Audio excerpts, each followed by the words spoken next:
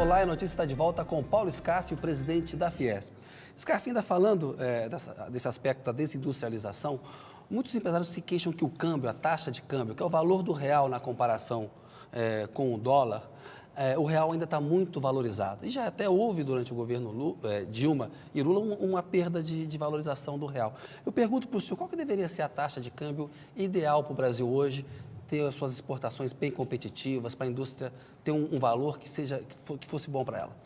Nós temos alguns estudos que mostram que a relação hoje cambial do dólar com o real deveria estar defasada uns 20%. Hoje está mais ou menos um dólar para R$2. Um dólar para R$2, que o correto seria estar um dólar para R$2,40, R$2,35, R$2,40. Porém, nós temos que lembrar que há pouco tempo a relação era um dólar, R$1,50, R$1,60. Houve uma recuperação, saiu de 1,60, 1,50, 1,60 para 2. Então, eu posso entender que se tivesse feito uma correção total, mesmo que o correto estivesse em 2,30, 2,40, e se nós tivéssemos, o dólar tivesse ido a 2,30, 2,40, poderia dar uma pressão inflacionária importante. Inflação, né? Então, eu imagino que... Está administrando corretamente, então? Está equilibrado. Eu acho que aquele 1,50, 1,60 era um erro grave. Ir para 2,40, de repente, não seria também conveniente. Essa recuperada em torno dos dois, ela é equilibrada, porque o câmbio bom não é o câmbio para o exportador, ou para o importador, ou para a indústria, ou para o comércio. O câmbio bom é aquele câmbio justo, que dê equilíbrio na relação das moedas e que seja coerente para o país, para o Brasil. E eu creio que esse câmbio atual, apesar de ainda estar defasado, ele, para este momento, ele tem um certo equilíbrio. Agora, tem que haver uma recuperação nos próximos meses, porque existe uma defasagem. Scarfi, o governo Dilma também implementou uma política de desonerações setoriais, que é reduzir impostos para determinados setores da indústria. Muita gente do mercado financeiro, alguns economistas, criticam esse tipo de política. Dizem que seria muito melhor uma redução de impostos geral, uma regra geral para todos os setores da economia, do que fazer, eu faço para a indústria automobilística agora, eu faço depois para a indústria tal, indústria aqui e acolá. O que você acha dessa política da Dilma? Não há a menor dúvida que o correto seria uma redução da carga tributária de forma horizontal, abrangendo a todos os setores. Até seria mais justo. Não há dúvida que a carga tributária no Brasil, com 37%, 38% do PIB, é uma carga tributária elevadíssima. Sim. Se arrecada mais, como eu já disse, de 1,5 trilhão de reais de impostos por ano. Agora, eu não posso reclamar quando há uma desoneração. Quer dizer, o correto seria uma redução de impostos de forma linear, uma reforma tributária que não só reduzisse impostos, mas reduzisse o custo para a cobrança dos impostos, para a fiscalização, para pagamento dos impostos, enfim, a simplificação. Esse seria o ideal. Por outro lado, enquanto isso não acontece, que nós lutamos para que isso aconteça, reduções de impostos em várias cadeias produtivas sempre são bem-vindas. Agora, vale a pena você reduzir imposto, por exemplo, à indústria automobilística? Matéria recente da imprensa internacional mostrou que o mesmo modelo de carro feito por uma montadora global para o Brasil, para o mercado americano, para o mercado europeu, o carro brasileiro é pior, é mais inseguro. Né? Isso a presidente, o governo não está aí premiando com dinheiro público, porque é uma renúncia fiscal, você deixa de arrecadar setores que entregam um produto ruim? Eu não posso dizer que o carro brasileiro é ruim. Eu acho que nós temos carros bons também produzidos no Brasil. Os testes de batida, o crash test, mostra que o mesmo modelo, ele recebe uma avaliação diferente. Que o carro brasileiro é pior de acordo com aqueles crash tests que acontecem no mercado americano e no mercado latino. Eu não analisei esses testes, particularmente, pontualmente, não sei de que carro nós estamos falando, enfim, mas a realidade é que hoje o Brasil ele tem uma produção enorme e bastante significativa de carros e carros, realmente, a indústria automobilística brasileira avançou bastante. Sempre deve ter muito que melhorar, mas nós estamos vendo montadoras recém-inauguradas. Recentemente, há pouco tempo, fui numa inauguração de uma montadora moderníssima. Nada deve ter melhor do que aquela fábrica que eu estive na inauguração dela há poucas semanas no mundo. Certo? Então, eu acho que o problema não estaria por aí. Quando muitas vezes se reclama, é o preço do automóvel para o consumidor brasileiro. Que nós também temos um preço alto de automóvel. E o preço alto de automóvel passa por uma alta carga tributária e que, no final, eu até defenderia que se reduzisse os impostos para reduzir o preço do automóvel para que realmente as pessoas pudessem comprar um carro a preços mais compatíveis com outras partes do mundo. O que a gente vê muitas vezes é que, ao invés de reduzir o imposto, o governo cria um imposto, que nem foi criado, por exemplo, o imposto aos 30 pontos de IPI nos importados. Então, ao invés de aumentar a nossa competitividade, reduzindo os custos do nosso automóvel, onera ou aumenta o custo do importado. Para sustentar esse preço alto aqui. Ou seja, estão esquecendo uma personagem nessa história, não é? O governo, quando toma uma medida dessa, quer dizer, não reduzindo os custos no Brasil e aumentando o custo da importação para que seja possível sustentar a alta carga tributária que as empresas brasileiras pagam, está esquecendo do consumidor. Claro. Que esse consumidor acaba comprando um carro muito caro. Né? Scarfe, há pouco, no primeiro bloco, o senhor falou da necessidade de um controle maior nas despesas de custeio. O governo Dilma, ele afrouxou, na prática, a meta de superávit primário, que é toda aquela economia que o setor público faz para pagar os juros da dívida pública. Utilizou-se ali do que a imprensa batizou de uma contabilidade criativa, né?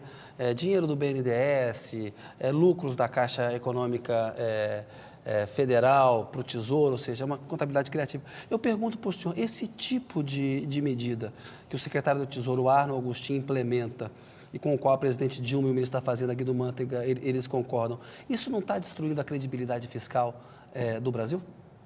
Eu penso assim... Primeiro que eu já não sou muito a favor de superávit primário. Para mim, tem que ser superávit nominal. Ou seja, o que importa é tudo que você paga. Você pode excluir juros. Os juros é uma das contas pesadíssimas, é a conta de juros. O que se paga de juros ao ano, possivelmente deva ser igual ou superior ao custo de todos os 39 ministérios juntos. Se a gente reclama muitas vezes do custo de um ministério... de todos. Certamente o que se paga de juros deve ser 2 vezes o que se investe na saúde ou na educação. Enfim, se paga um volume enorme de juros. Então, a conta tem que ser toda junta, sabe? Tem que pegar e jogar as despesas todas, inclusive despesa de juros, e aí buscar tem superávit ou não tem superávit. Então, eu acho que a grande mudança deveria ser apagar da mente das pessoas, parar com esse negócio de superávit primário e passarmos a fazer conta de superávit nominal. Ou seja, os juros é uma despesa que tem que ser paga, porque como é feito assim à parte, não dói quando se decide aumentar juros. Quer dizer, uma dívida tremenda, aumenta 1 ponto de juros, uma taxa Selic, pode representar 20 bilhões de reais por ano a mais, mas sempre esse cálculo de juros é tratado à parte. E o lobby do mercado financeiro é muito maior para defender o pagamento dos juros do que investimento em educação e saúde, né, que é uma conta importante, o senhor lembrou. Fechando com o senhor um pouquinho ainda esse bloco aqui de economia, a presidente tem uma proposta de destinar 100% dos royalties da exploração do petróleo para a educação. A gente sabe que isso é muito difícil de passar no Congresso, porque os estados e os municípios querem poder, no seu orçamento, usar esse recurso para outras áreas. O que o senhor acha dessa proposta? O senhor ajudou o governo a aprovar a MP dos Portos, trabalhou, o senhor é um político também afiliado ao PMDB. O senhor acha factível, viável essa proposta dos royalties 100% na educação? Olha, nós chegamos a defender isso, inclusive, porque no país não há nada mais importante do que a qualidade da educação. É através da educação que você dá oportunidade às pessoas verdadeiramente. Quando se fala em oportunidades iguais, a única forma de você dar oportunidades iguais à pessoa é pegar uma criança desde muito cedo, desde da pré-escola, desde o jardim, desde a creche, e você dá oportunidade, quer dizer, de pré-escola, você dá oportunidade do ensino fundamental de qualidade, em tempo integral, boa alimentação, prática esportiva, o ensino médio de qualidade, enfim, está preparada, a escola pública tem que ter qualidade. Eu falo isso porque nós, como presidente do SESI e do SENAI, nós promovemos uma revolução no SESI e SENAI. Mas passa no Congresso, cara? Então, veja bem, você perguntou se isto é correto, é bom. Caso contrário, você corre o risco, se você não põe parâmetros para esse recurso que virá por conta do pré-sal e tudo, corre o risco de acabar aumentando despesas, virar custeio e no final o Brasil deixa de ter, usa aquelas reservas, esse grande patrimônio, uma finalidade mais e não importante. fica com um patrimônio que o maior patrimônio que um país pode ter é a sua gente. Então, investir na educação é o mesmo que dizer, olha, esse dinheiro é para investir no que a gente tem de melhor, investir na nossa gente. Então, eu estou de acordo com isso. Passar para a política aqui. O presidente do Supremo, Joaquim Barbosa, disse na última semana que os partidos políticos no Brasil são de mentirinha, que o Congresso Nacional é ineficiente, refém de uma agenda do Executivo. Como é que o senhor avalia essas declarações? O senhor concorda? Acha que os partidos no Brasil são de mentirinha, que o Congresso Nacional é ineficiente, que ele é muito refém do Executivo? Não, eu não acho que os partidos são de mentirinha e nem entendo que o Congresso Nacional ele pode ter seus problemas, como o Poder Judiciário, por exemplo. Nós temos no Poder Judiciário pessoas, excelentes brasileiros, não é?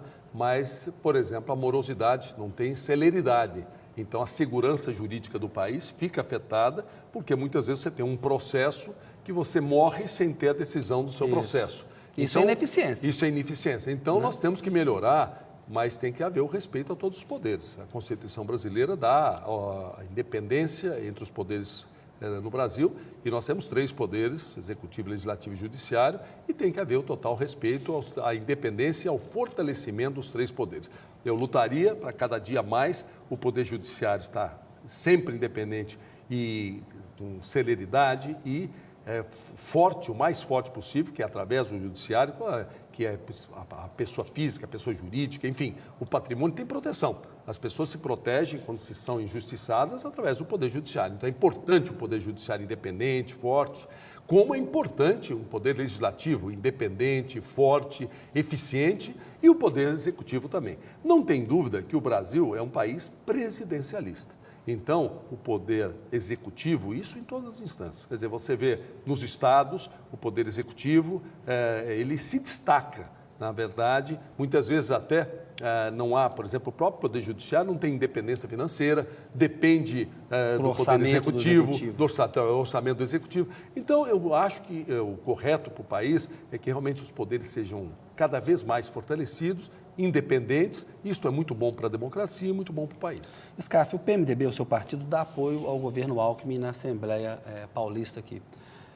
Para 2014, o PMDB, o senhor é um dirigente do partido, deve apoiar a reeleição do Alckmin?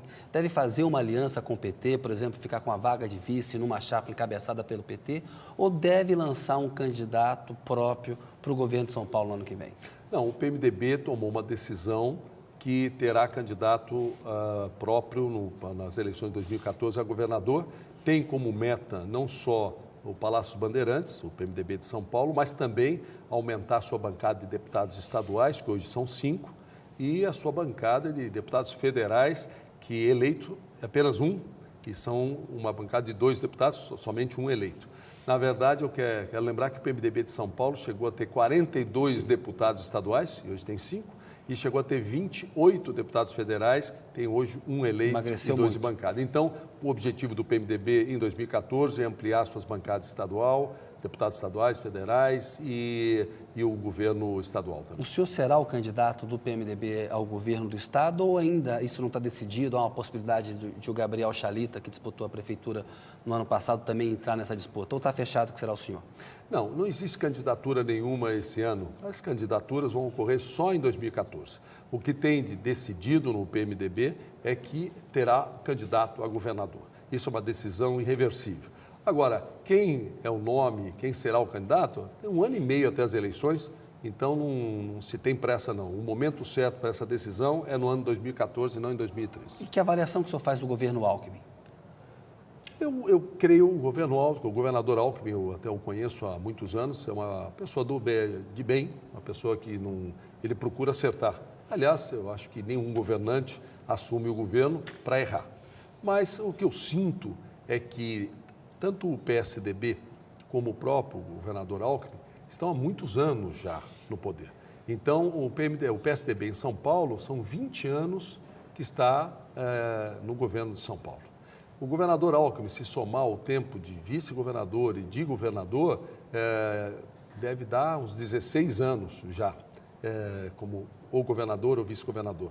E, lógico, que existem questões do Estado que muitas vezes são problemas. Você pega algumas questões do Estado que, se você pegar um jornal de hoje e mudar a data e pôr a data de 10 anos atrás, você está lendo, o problema é parecido. Então, tem muitas questões que não foram bem resolvidas ou não estão sendo resolvidas. Então, a necessidade de uma renovação se faz. Você, quando faz do mesmo jeito, o resultado é igual. Quando você faz de forma diferente, o resultado é diferente. Se existem problemas no Estado, na área da educação, a qualidade do ensino nas escolas estaduais, na área da saúde, na área da segurança, um problema gravíssimo, na infraestrutura do Estado, nós temos projetos que estão aí há 20 anos. O próprio Rodoanel é um projeto de 90. Sim. 20 anos depois tem 40% pronto. Despoluição do Tietê.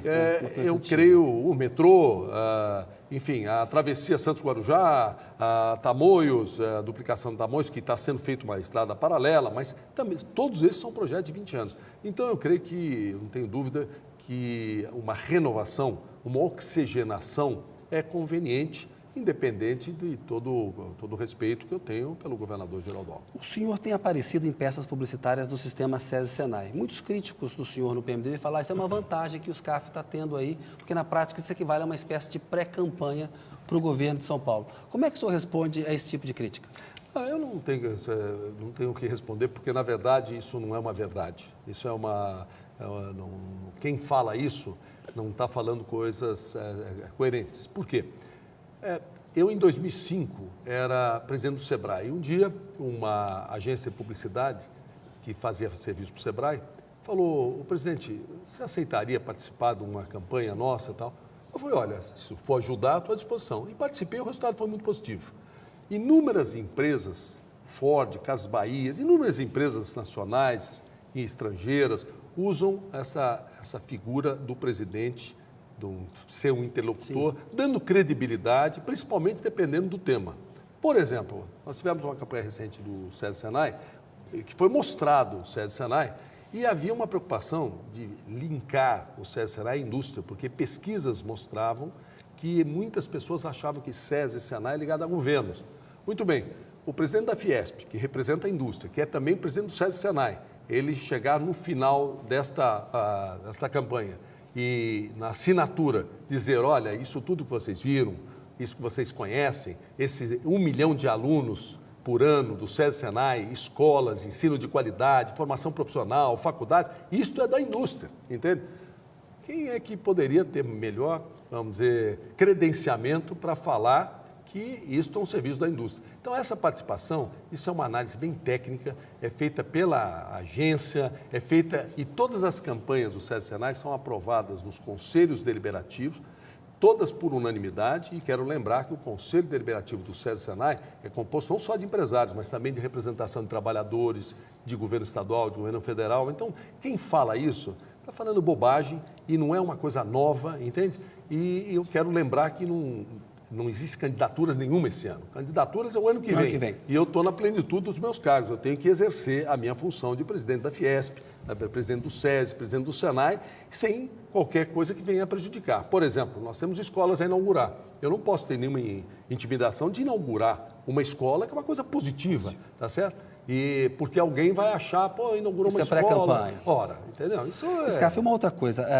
A imagem e a vaidade na política, né? O Zé Dirceu fez lá um implante capilar recentemente. O Lula, na campanha de 2002, fez um tratamento nos dentes. A Dilma mudou o penteado e o Celso Camura cuida do visual dela. Você está me sugerindo uma plástica de nariz? Não. O senhor fez recentemente um implante capilar. Fez isso por razões político-eleitorais? Fez por uma questão mais de vaidade pessoal? Acha importante? Eu acho importante, sim. Na verdade, não é um implante, eu fiz um transplante. Você tira aqui de trás, onde você tem... Com o seu próprio cabelo, um cabelo natural, e transplanta. Foi o Milton Peruso, um médico renomado e muito bom. O Zé Múcio fez, que foi ministro, o Zé Dirceu fez. Na verdade, eu fiz e realmente quero te dizer o seguinte... Sua mulher aprovou? Minha mulher aprovou. Então, o principal e é até isso. Me estimulou, viu, a fazer. Então, na realidade, essas questões pessoais, quando a pessoa se sente bem e quer fazer alguma coisa, não prejudica ninguém. Eu acho que é muito positivo, entende? Seja o homem ou a mulher, no passado, muitas vezes, a mulher tinha um pouco mais de vaidade, assim, pessoal. Hoje, o que eu sinto na parte, vamos dizer, os homens também têm, vamos dizer, esse cuidado com suas visual. aparências. Tá? E não tem Eu dúvida, sou uma pessoa pública, a visão né? pública expõe muito mais e tal. Então, eu estimularia a todos aqueles que pensam em fazer, façam mesmo. Eu, pelo menos, fiquei feliz aí em ter feito, apesar que o resultado meu ainda não está na plenitude, porque eu fiz há pouco tempo. Então, isso deve ocorrer até o final do ano, aí deve ficar do jeito que ficará bem definitivamente. Eu espero que seja bem cabeludo. Tá certo. Pedir licença, senhor, mais um minutinho. A notícia volta daqui a pouco com o Paulo Scarpa.